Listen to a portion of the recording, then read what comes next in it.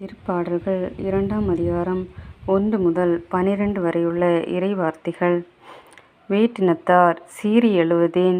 மக்களினங்கள் வீணாக சூழ்ச்சி செய்வதேன்?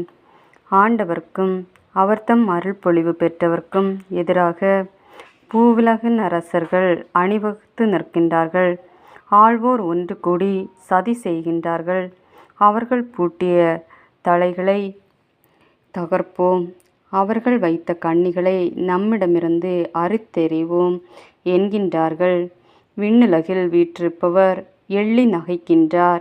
என் தலைவர் அவர்களை பார்த்து ஏளனம் செய்கின்றார்.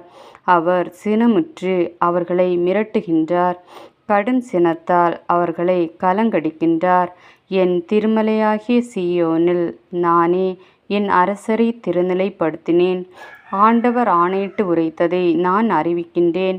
நீர் என் மைந்தர், இன்று நான் உம்மை பெற்றெடுத்தேன். நீர் விரும்பியதை என்னிடம் கேளும். பிற நாடுகளை உமக்கு உரிமை சொத்தாக்குவேன். பூ உலகை அதன் கடை எல்லை வரை உமக்கு உடைமையாக்குவேன். இருப்பு கோலால் நீர் அவர்களை தாக்குவீர். குயவன் களத்தைப் போல அவர்களை நொறுக்குவீர். ஆகவே மன்னர்களே, விவேகமாக நடந்து கொள்ளுங்கள். பூவுலகை ஆள்வோரே, எச்சரிக்கையாயிருங்கள். அச்சத்தோடு ஆண்டவரை வழிபடுங்கள். நடுநடுங்குங்கள். அவர் முன் அகமகிழுங்கள்.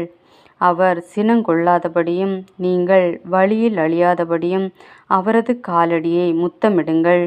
இல்லையேல் அவரது சினம் விரைவில் பற்றி எரியும். அவரிடம் அடைக்கலம் புகுவோர் அனைவரும் பேறு பெற்றோர். இது ஆண்டவரின் அருள்வாக்கு.